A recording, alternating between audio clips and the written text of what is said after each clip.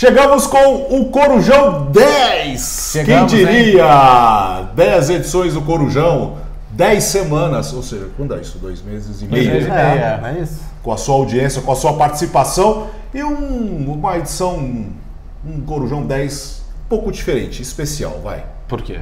Porque lá nos Camisados eu vou explicar. Tá bom. Onde estamos agora? No Rafael Oliveira. Estamos Futebol. aqui, em primeiro lugar, né? Estamos aqui. Ó, no mundo, na verdade, né? E tem a ver com o tema do vídeo de hoje, inclusive. Mas, primeiro, aquele convite tradicional. Se inscreva nos 4 canais, curta, comente, compartilhe e etc. E a gente não vai falar o nome da doença para não desmonetizar o vídeo. Pois é, eu recebi isso por experiência própria também. Como eu ainda tentei Não vamos falar. apelar ali, mas eu descobri que não adianta. Eu também tive um vídeo desmonetizado por causa disso. Tá, então vamos não falar vamos falar, mas dos você sabe o campeonatos. Dos campeonatos que... No fundo, o assunto é: e se os campeonatos acabarem antes de chegarem ao fim?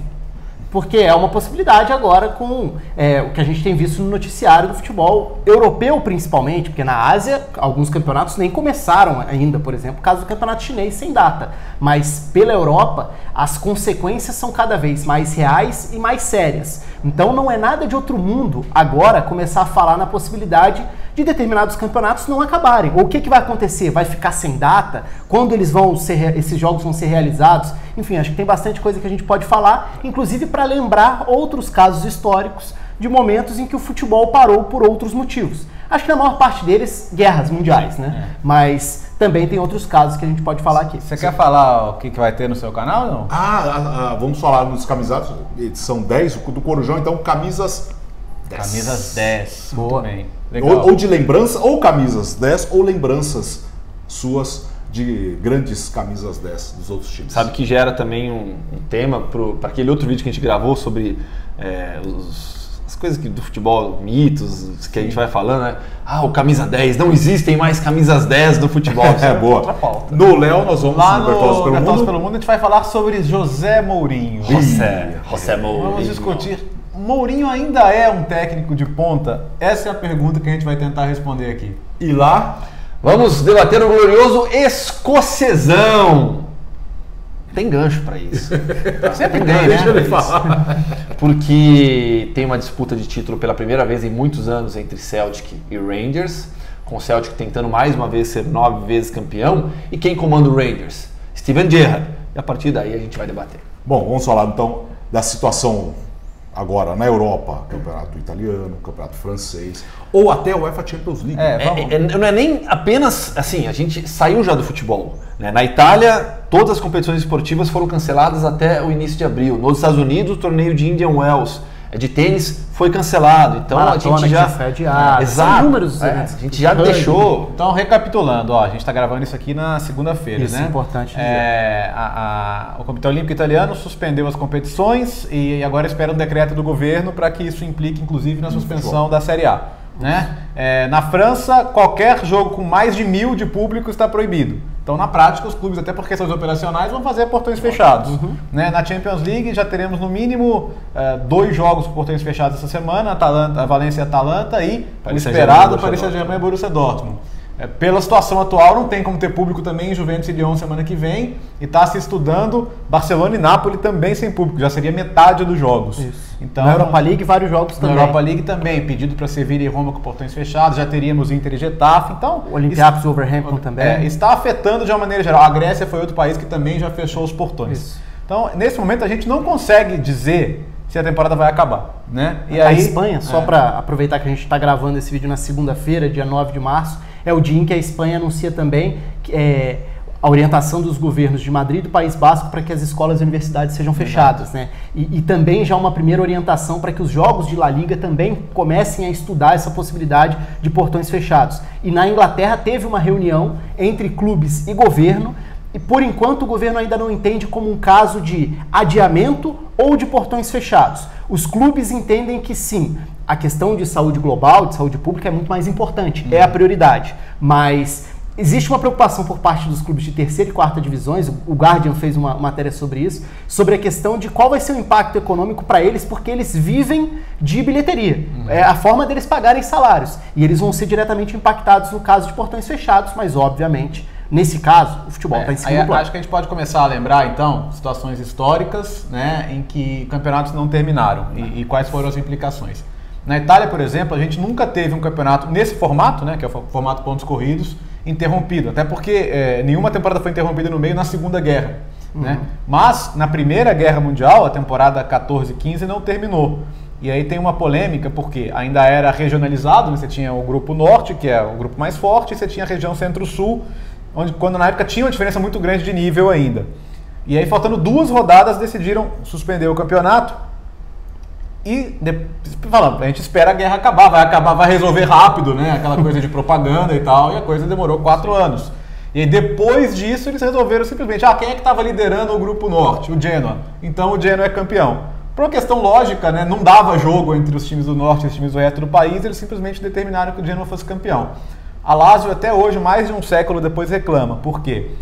A Lazio estava na final do Centro-Sul. O que a Lazio argumenta? Pô, eu estava mais perto da final que o Genoa, que nem tinha terminado ainda o lado de lá. Mas é a única situação em que você pode tentar traçar algum paralelo.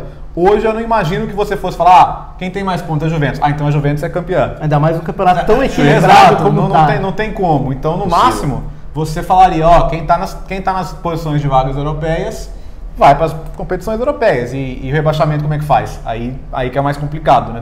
Talvez não seja justo rebaixar ninguém. Se tivesse que ter um campeonato que vem maior, esse levaria o quê? 2, 3 temporadas para normalizar. Aumentaria o rebaixamento dos outros. Não é uma situação fácil de nenhuma maneira, mas é uma situação que está na mesa. E aí começando a especular totalmente. E se as ligas utilizarem... Primeiro, né, tem a questão da Euro, que é um ponto importante. Com 12 sedes, com 12 países diferentes, o fluxo de pessoas já é uma preocupação gigantesca. E a abertura em Roma ainda. Exato. Sim. E obviamente isso vai virar uma preocupação em breve. Tem a questão do efeito da Copa do Mundo de 2022 no calendário europeu, que é uma temporada que vai ser afetada por uma Copa do Mundo em novembro e dezembro. Sim. Então, assim, seria talvez uma brecha para tentar mexer um pouco em algo que já vai te obrigar a fazer alterações. Mas é difícil pensar nisso também. Talvez o mais prático fosse tentar empurrar esse fim de temporada um pouco para frente, caso não aconteça Euro, por exemplo, e evidentemente não é só Euro, porque tem Copa América também, então seria uma maneira de tentar empurrar esse desfecho da temporada um pouco para frente, mas mesmo assim é complicado. A verdade é que o problema ele tem crescido de uma maneira tão forte a cada dia que é impossível você fazer previsões, mas me parece cada vez mais claro que as grandes competições esportivas de 2020 estão seriamente ameaçadas. Olimpíadas de Tóquio. A gente está falando de um evento, Tóquio tem, num acordo firmado com o Comitê Olímpico Internacional, Tóquio tem até o final do ano, tem o direito de realizar os jogos até o final do ano.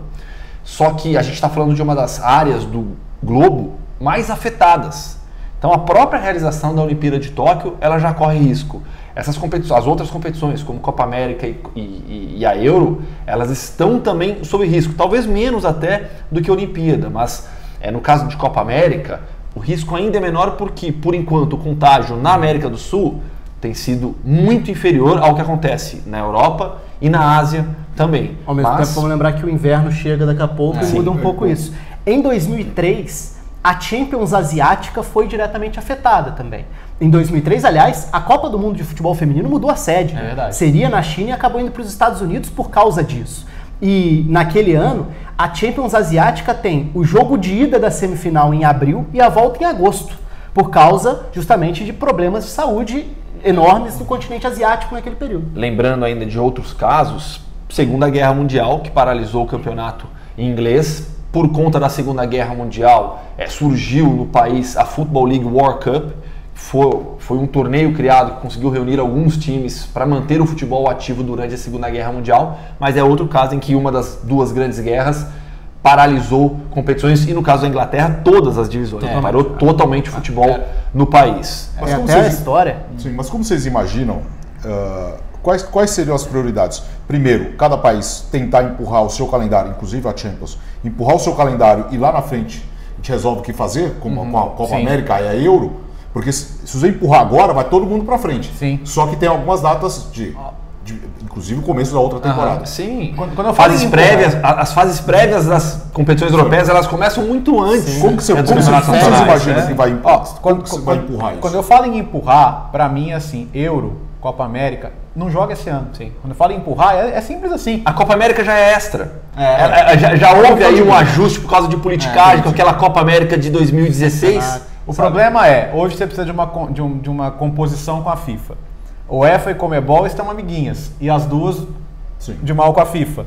A FIFA está impondo essa questão do Mundial mesmo. Por exemplo, não dá para sentar na mesa e falar, FIFA, pega esse Mundial seu bonito e tal, mas você vê que ele não está resolvido ainda, que né? medo que o Bertozzi vai falar agora. Então, pega esse Mundial, vamos pôr ele em 2023, adia em 2 anos, e a gente faz as competições de seleções ano que vem, a gente não afeta tanto o calendário, nem que a UEFA tenha que falar, a gente pula uma Nations League, a de 2022, 2023 a gente não faz, tá? Porque a gente entende que é uma situação excepcional, mas eles precisam conversar, e a sensação que eu tenho que me aflige é que elas não estão conversando. Né? Por enquanto é fundamental entender que é um fato excepcional. Sem dúvida nenhuma. É um fato como poucos na história do futebol mundial, e aí eu tô falando do futebol mundial, porque o foco aqui é o futebol. Sim. Mas evidentemente o problema vai muito além do futebol e de qualquer outro esporte. Não é essa a prioridade. Só que, obviamente, existem vários interesses e o conflito é muito grande. É só a gente ver como foi a gestão das últimas semanas na Itália, em que cada hora surgia uma versão, uma forma de enxergar as coisas, uma resolução, entre aspas, que não resolvia nada. E ainda está engatinhando, de novo. É sempre importante destacar quando a gente está gravando esse vídeo, porque as coisas podem acontecer ainda muito rapidamente. A mudança das decisões, a própria definição que foi de hoje do Comitê Olímpico Italiano, né? Então tem muitas questões ainda que vão ser estudadas. Só para lembrar outros casos, ainda na Segunda Guerra Mundial, a Áustria, por exemplo, que foi um caso ainda mais maluco, porque a Áustria foi anexada pela Alemanha. Pelo eixo. E o campeonato continua acontecendo como se fosse uma liga regional da Alemanha naquele período. E depois, quando de fato a guerra começa a se encaminhar para o fim, o campeonato austríaco para depois de 9 rodadas, que foi também o número de rodadas do campeonato inglês quando para com Blackpool na liderança no início da Segunda Guerra Mundial. Outra curiosidade, a FA Cup, que é o torneio mais antigo de futebol do planeta, que é a Copa que começou em 1871, né, ela fica 7 anos seguidos com o Portsmouth como detentor do título, porque ele tinha sido campeão de 39 e a Copa só volta lá em 46. Até tem uma certa lenda de onde ficou a taça da Copa da Inglaterra naquele período. Tem gente que fala que ficou escondida embaixo do colchão de um dirigente durante a guerra. Depois fizeram uma investigação sobre isso e descobriram que ela ficou dentro de um pub, em uma cidade próxima, no sul da Inglaterra.